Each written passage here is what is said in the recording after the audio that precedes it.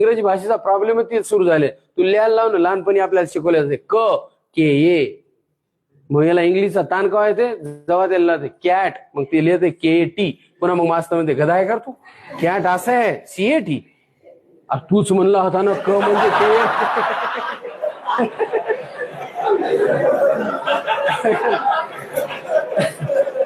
हे ना इंग्लिशच सोडून दिली डायरेक्ट, बरं आहे का नाही.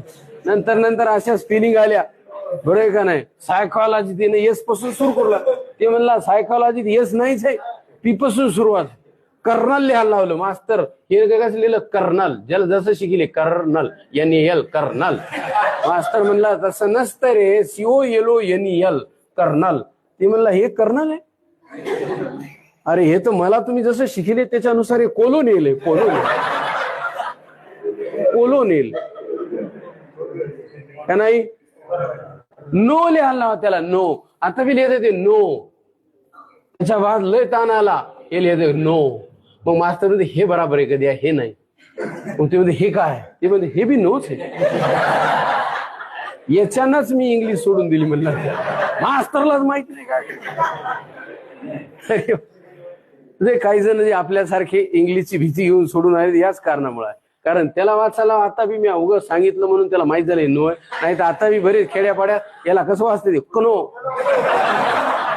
एक मी कनो, नाही तर मग काही जण कनाव कनाव, कारण ते नाव आहे ना. बरं आहे का नाही, कनाव असे. ते मास्तर म्हणते एक तर तू येऊ नको, नाही तर उद्यापासून मी येतो, असे उच्चार करा.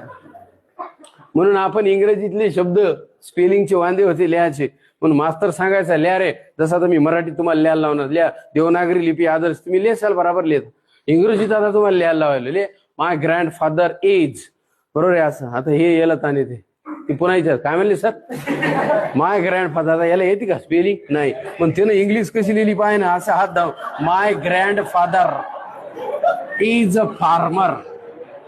हो पूर्ण लिहिले असं पूर्ण.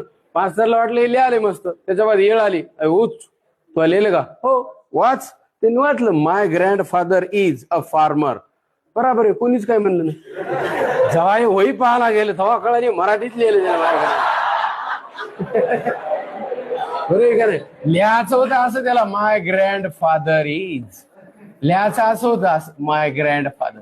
मान्य करा ना, अशी बरीच दुसरीकडं कुठं नाही यायचं.